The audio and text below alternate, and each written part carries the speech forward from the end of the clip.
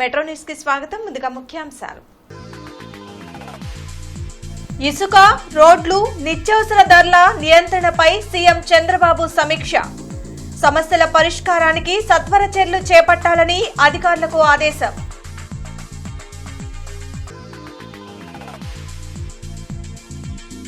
ప్రజా దర్బార్కు ఫిర్యాదుల వెల్లువ. వినతులు స్వీకరించిన మంత్రి లోకేష్.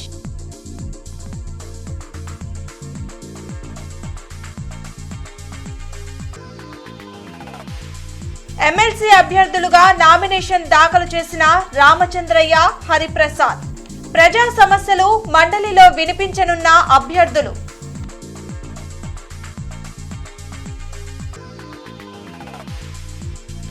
నియోజకవర్గ అభివృద్ధికి లక్ష్యాలు నిర్దేశించుకొని ప్రతి నెల సమీక్ష. ఎమ్మెల్యే బూర్ల రామాంజనేయులు వెల్లడి.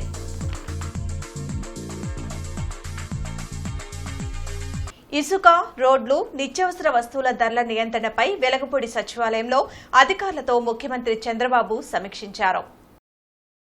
గత ప్రభుత్వ విధానాల వల్ల ప్రజలు అనేక సమస్యల్లో ఉన్నారని, వాటి పరిష్కారానికి సత్వర చర్యలు తీసుకోవాలని సీఎం చంద్రబాబు ఆదేశించారు.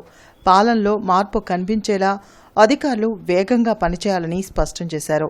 గత ప్రభుత్వం నిర్లక్ష్యం కారణంగా రోడ్లు దారుణంగా దెబ్బతిన్నాయని చంద్రబాబు విమర్శించారు. రహదారులపై గుంతలను పోడ్చడం, మరమ్మతులు చేయడంపై దృష్టి పెట్టాలని అధికారులకు సూచించారు. నిత్యావసర వస్తువుల ధరల తగ్గింపుకు అవసరమైన చర్యలు తీసుకోవాలని ఆదేశించారు.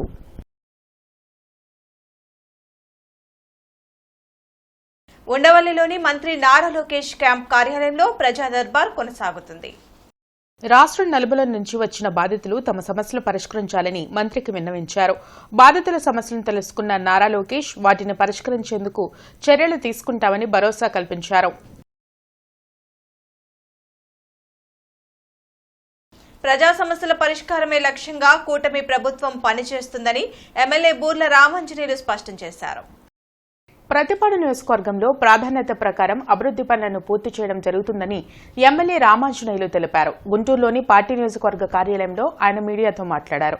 గుంటూరు ఛానల్ను పర్చూరు వరకు పొడిగించే పనులకు నిధులు కేటాయించాలని ఇప్పటికే సీఎం చంద్రబాబు దృష్టికి తీసుకువెళ్లినట్లు చెప్పారు. అలాగే కాల్వల్లో గుర్రపు డెక్కలను తొలగించే పనులను సకాలంలో పూర్తి చేయాలని అధికారులను ఆదేశించారు. గత ప్రభుత్వం గ్రామ పంచాయతీ నిధులను కూడా పక్కదారి పట్టించిందని, ఇప్పుడు అలా కాకుండా గ్రామాల అభివృద్ధికే కేంద్రం కేటాయించే నిధులు వారికి నేరుగా అందేలా సీఎం చర్యలు తీసుకుంటున్నారని రామాంజనేయులు స్పష్టం చేశారు. మొట్టమొదట మనకు పూడిక తీసే విషయంలో కాలువల్లో పూడిక తీయాలి. గుర్రపు డెక్క పేరుకొని పోయింది. గత 4-5 సంవత్సరాలు వైసీపీ పాలనలో దాన్ని పట్టించుకునే నాతులు లేడు. దానివల్ల కాలువల్లో నీళ్లు సరిగ్గా రాక, పంట పొలాలకు నీళ్లు అందక, మరి పంట సరైనటువంటి రీతిగా రానటువంటి పరిస్థితి రైతులు మా దృష్టికి తీసుకొని వస్తే మొదటి ప్రాధాన్యతగా దాన్ని మొట్టమొదటి క్యాబినెట్లోనే మరి ఇక్కడ మనకు సంబంధించి మా అధికారులు ఇచ్చినటువంటి నివేదిక మేరకు ఈరోజు 1,73,00,000 రూపాయలు దానికి మంజూరు చేయించడం అనేటువంటి జరిగింది. సో వెంటనే షార్ట్ టెండర్ ద్వారా ఎక్కడికక్కడే పనులు పూర్తి చేయాల్సిందిగా ఆదేశాలు ఇచ్చాం.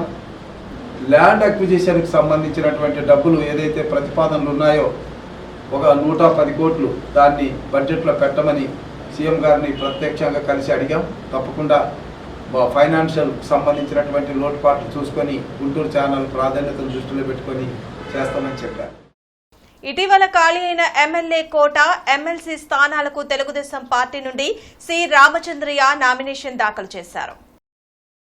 వెలగపూడి అసెంబ్లీలో ఎన్నికల రిటర్నింగ్ అధికారికి సి రామచంద్రయ్య నామినేషన్ పత్రాలు అందించారు.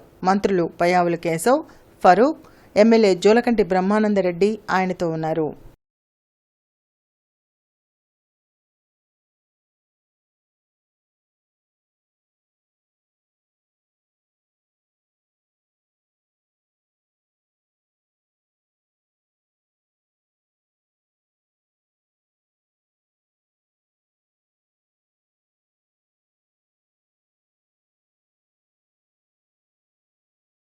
రాష్ట్ర ప్రభుత్వం పలువురు ఐఏఎస్ అధికారులను బదిలీ చేసింది. గుంటూరు జాయింట్ కలెక్టర్ గా ఉన్న బి రాజ్కుమార్ ని నంద్యాల కలెక్టర్ గా నియమించింది. పల్నాడు కలెక్టర్ గా అరుణ్ బాబు నియమితులయ్యారు.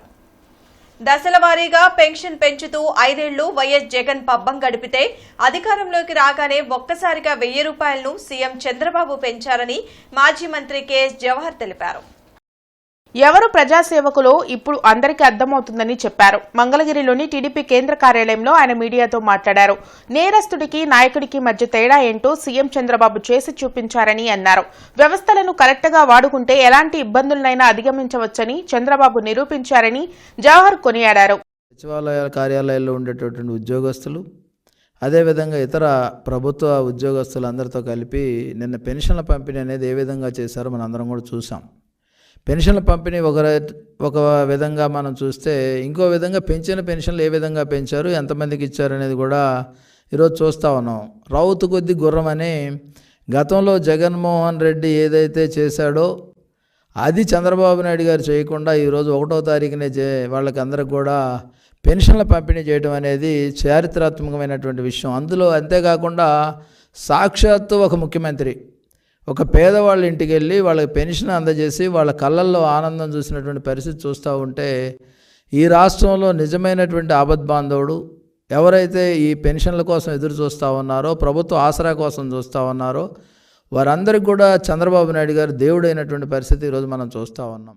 జనసేన పార్టీ ఎమ్మెల్సీ అభ్యర్థిగా పి హరిప్రసాద్ నామినేషన్ దాఖలు చేశారు. వెలగపూడి అసెంబ్లీలో ఎన్నికల రిటర్నింగ్ అధికారికి పి హరిప్రసాద్ నామినేషన్ అందించారు. మంత్రి కందుల దుర్గేష్, ఎమ్మెల్యేలు బుద్ధప్రసాద్, లోకం మాధవి కార్యక్రమంలో పాల్గొన్నారు. ప్రజా సమస్యలను మండలి దృష్టికి తెచ్చి వాటి పరిష్కారానికి కృషి చేస్తానని హరిప్రసాద్ తెలిపారు. జనసేన తరపున శాసన మండలిలో వాణి వినిపించే అవకాశం కల్పించినందుకు డిప్యూటీ సీఎం పవన్ కళ్యాణ్కు కృతజ్ఞతలు తెలిపారు. ఈ ఎమ్మెల్సీ బాధ్యత నా మీద మరింత బరువు బాధ్యతలను పెంచింది. మీ అందరికీ తెలుసు, నేను మీడియా రంగం నుంచి ఇక్కడి వరకు వచ్చాను. ఆంధ్రప్రదేశ్లో కానీ ఇతర ప్రాంతాల్లో కానీ ఎటువంటి సమస్యలు ఉన్నాయి, ప్రజలు ఎటువంటి ప్రాబ్లమ్స్ ఎదుర్కొంటున్నారనేది నాకు ఎంతో కొంత అవగాహన ఉంది. పాత్రికేయుడిగా పరోక్షంగా ఆ సమస్యల పరిష్కారం చేయడానికి ఇన్నాళ్ళు కృషి చేశాను. ఇప్పుడు ప్రత్యక్షంగా సేవ చేయడానికి ఇది ఒక అవకాశంగా భావిస్తున్నాను. నా వంతు ప్రజలకి మేలు చేయడానికి శక్తి వంచన లేకుండా నా ప్రయత్నం నేను జరుపుతాను. అదేవిధంగా జనసేన పార్టీ పురోభివృద్ధికి, ప్రతి ఒక్క కార్యకర్తను పార్టీని రీచ్ అవుట్ చేయడానికి నా వంతుకు నేను కృషి చేస్తాను. జనసేన గళాన్ని కౌన్సిల్ నుంచి వినిపించడానికి ఇది ఒక మంచి అవకాశంగా భావిస్తున్నాను.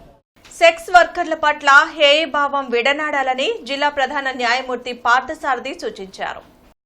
జిల్లా లీగల్ సర్వీసెస్ అథారిటీ ఆధ్వర్యంలో Sangram Lakshmi Bhanushri service and development సొసైటీతో కలిసి అవగాహన కార్యక్రమం నిర్వహించారు. సెక్స్ వర్కర్లు కూడా మానవులే అని, వారికి రాజ్యాంగం కల్పించిన హక్కులు వర్తిస్తాయని తెలిపారు. సమాజం వారి కుటుంబాన్ని చిన్నచూపు చూడకుండా అండగా నిలవాలని జిల్లా న్యాయ సేవాధికార సంస్థ కార్యదర్శి లీలావతి కోరారు. కార్యక్రమంలో GGH superintendent doctor Kiran Kumar, DSP Subbarao, ఇతర అధికారులు పాల్గొన్నారు. ఇబ్బందులున్నా మనం ఏమైనా చేయగలమా అనేది ఒక వర్కౌట్ చేస్తూ మనం కూడా ఒక ప్లాన్ చేసి లోకల్గా మనం ఇంప్లిమెంట్ చేయగలమా, ఇది బాగుంటే మిగతా వాళ్ళకి వెళ్ళే విధంగా. ప్రతిసారి ఒక మీటింగ్ పెట్టి ఆ మీటింగ్ అయిపోయిన తర్వాత వదిలేసి వెళ్ళిపోతున్నాం. అలా జరగకుండా ఏమైనా చేయగలమా అనేది పెట్టుకుని దాని భవిష్యత్తులో మనం ప్రాక్టికల్గా ఇంప్లిమెంట్ చేస్తూ ముందుకు తీసుకెళ్లే అవకాశం ఉండాలని నా ఉద్దేశం. ఈ రోజు ఈ మీటింగ్లో ఆ డిస్కషన్ జరగాలి, ముందుకు వెళ్ళాలి. మనం ఒక సొల్యూషన్ వెతికి మనం చాలా మందికి మార్గదర్శకం ఇవ్వాలనేది నా కోరిక. ఆ రకంగా ముందుకు తీసుకెళ్లాలని ఆశిస్తూ నేను మీ మధ్యలో వెళ్ళిపోతున్నాను, ఏమనుకోకండి. పిల్లలు ఉన్న వాళ్ళని, ఎవరైతే సెక్స్ వర్కర్స్ ఉంటారో వాళ్ళకి పిల్లలు ఉన్నప్పుడు వాళ్ళని వాళ్ళ తల్లి దగ్గర నుంచి దూరం చేయకూడదు. ఫస్ట్ పాయింట్ చెప్పారు సుప్రీంకోర్టులో. సో వాళ్ళు వీళ్ళ దగ్గర ఉండడం వాళ్ళకి కరెక్ట్ కాదు అన్న ఉద్దేశంతో వాళ్ళని దూరం చేసేస్తుంది సొసైటీ కానీ అదర్ సోర్సెస్ కానీ వాళ్ళని దూరం చేస్తున్నారు. చేయొద్దు. పిల్లలకి వాళ్ళకి హక్కు ఉంది వాళ్ళ తల్లి దగ్గర ఉండడానికి. సో ఆ హక్కుని మనం గౌరవించాలి, వాళ్ళని వాళ్ళ తల్లి దగ్గరనే ఉంచాలి. అదేవిధంగా వాళ్ళు హాస్పిటల్స్కి వెళ్ళినప్పుడు కానీ వాళ్ళు మీరు చిన్న చూపుతో చూడకుండా వాళ్ళకి ఏం కావాలో అది వాళ్ళకి ప్రొవైడ్ చేయండి. వాళ్ళు ఏ అనారోగ్యంతో అక్కడికి వచ్చినా కానీ వాళ్ళు ఏ అనారోగ్యంతో అక్కడికి వచ్చారో పరిశీలించి జనరల్ సిటిజన్స్కి ఎలా ప్రొవైడ్ చేస్తున్నారో అన్ని ఫెసిలిటీస్ వీళ్ళకు కూడా ప్రొవైడ్ చేయండి. బెంగళూరు పర్యటనను ముగించుకొని వైఎస్ఆర్ కాంగ్రెస్ పార్టీ అధ్యక్షులు వైఎస్ జగన్మోహన్ రెడ్డి తాడేపల్లికి చేరుకున్నారు. ఈ సందర్భంగా గన్నవరం ఎయిర్పోర్ట్లో వైసీపీ శ్రేణులు ఆయనకు ఘన స్వాగతం పలికారు.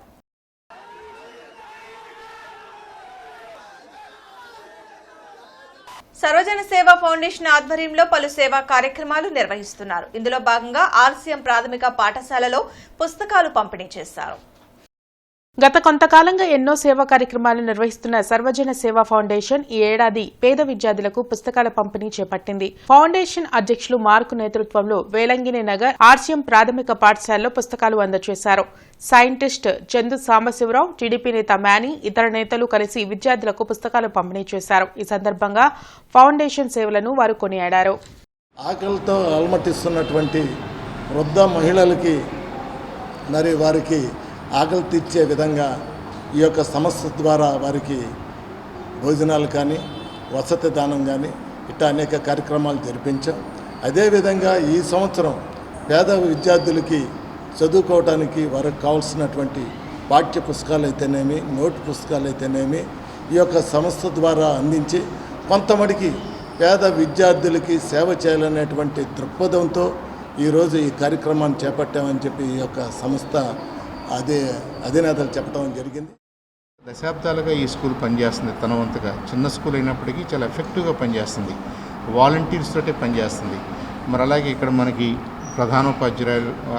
ప్రధానోపాధ్యాయురాలుగా పనిచేస్తున్నటువంటి శ్రీమతి బుజ్జి గారు ఉన్నారు, సతీష్ గారు ఉన్నారు, పెద్దలు సుధీర్ గారు ఉన్నారు. అందరూ ఇక్కడ పెద్దలందరూ ఎందుకు ఇక్కడికి వచ్చారంటే మనం ఎంత పెద్ద కార్యక్రమం చేస్తున్నాం అనేది కాదు, ఆ కార్యక్రమం అనుకున్నటువంటి స్ఫూర్తిని సెలబ్రేట్ చేసుకోవడానికి వారందరూ వచ్చారు. వారందరికీ కూడా పేరు పేరున ధన్యవాదాలు తెలియజేసుకుంటూ నన్ను కూడా ఈ కార్యక్రమానికి ఇన్వైట్ చేసి ఈ చిన్నపిల్లలతోటి ఇంటరాక్ట్ అయ్యే అవకాశం కల్పించినందుకు సర్వేజన సేవా ఫౌండేషన్ వారికి మరొకసారి ధన్యవాదాలు, అభినందనలు తెలియజేస్తాను.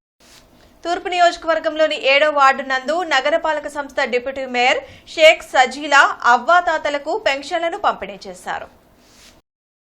ఈ సందర్భంగా అవ్వాతాతలు సంతోషం వ్యక్తం చేస్తూ సీఎం నారా చంద్రబాబు నాయుడిని అభినందిస్తూ ఇంకొక 30 ఏళ్లు చంద్రబాబు నాయుడు పరిపాలన చేయాలని, ఇలాంటి మంచి పనులు ఎన్నో చేయాలని ఆనందం వ్యక్తం చేశారు. ఈ కార్యక్రమంలో ex standing committee chairman Sheikh Shaukat, ward president Quddus, Satyam, Padma, Subhani, Kishore తదితరులు పాల్గొన్నారు.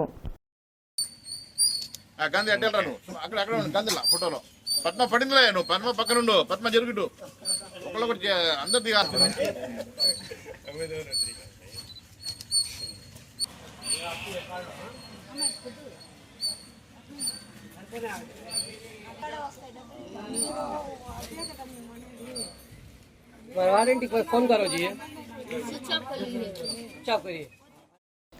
పవన్ జోయిత ఫౌండేషన్ ఆధ్వర్యంలో నివేద రాయపాటి మహాలక్ష్మి జన్మదిన వేడుకలు నిర్వహించారు. ఈ సందర్భంగా మాతృశ్రీ వృద్ధాశ్రమం, సత్యసాయి సేవా సమితి మరియు కేబీఆర్ ఫౌండేషన్లో కేక్ కట్ చేసి స్నాక్స్, భోజనం ఏర్పాటు చేశారు.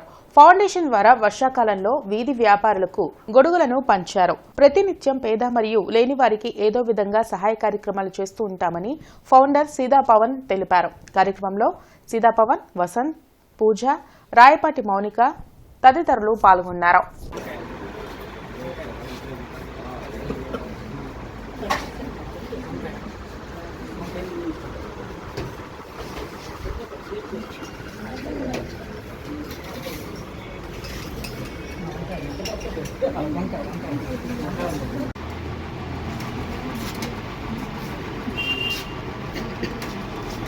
స్థానంలో మహాభారతం సభా పర్వంపై ప్రవచన కార్యక్రమం జరిగింది.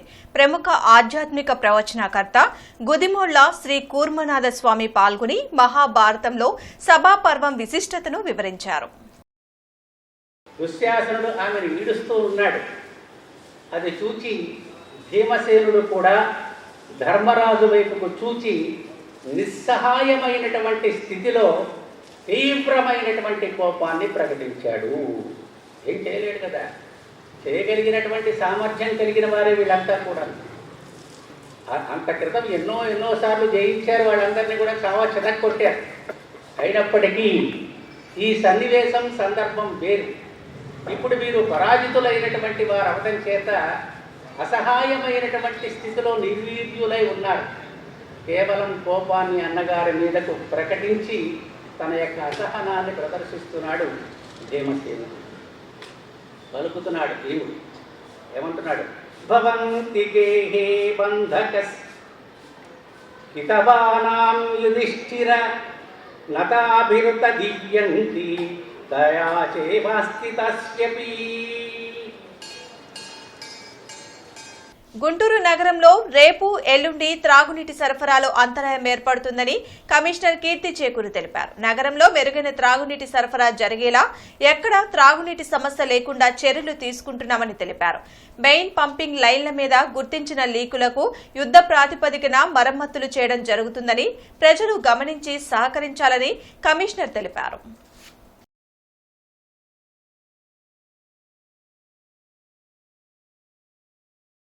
వార్తలు ముగించే ముందు ముఖ్యాంశాలు మరోసారి. ఇసుక, రోడ్లు, నిత్యావసర ధరల నియంత్రణపై సీఎం చంద్రబాబు సమీక్ష.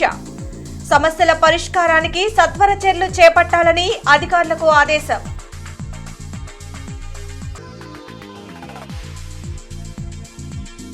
ప్రజా దర్బార్కు ఫిర్యాదుల వెల్లువ. వినతులు స్వీకరించిన మంత్రి లోకేష్.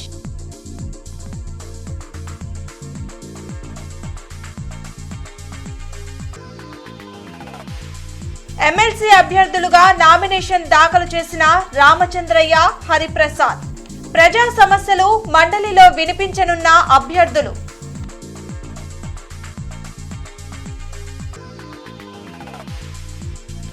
నియోజకవర్గ అభివృద్ధికి లక్ష్యాలు నిర్దేశించుకొని ప్రతి నెల సమీక్ష. ఎమ్మెల్యే బూర్ల రామాంజనేయులు వెల్లడి.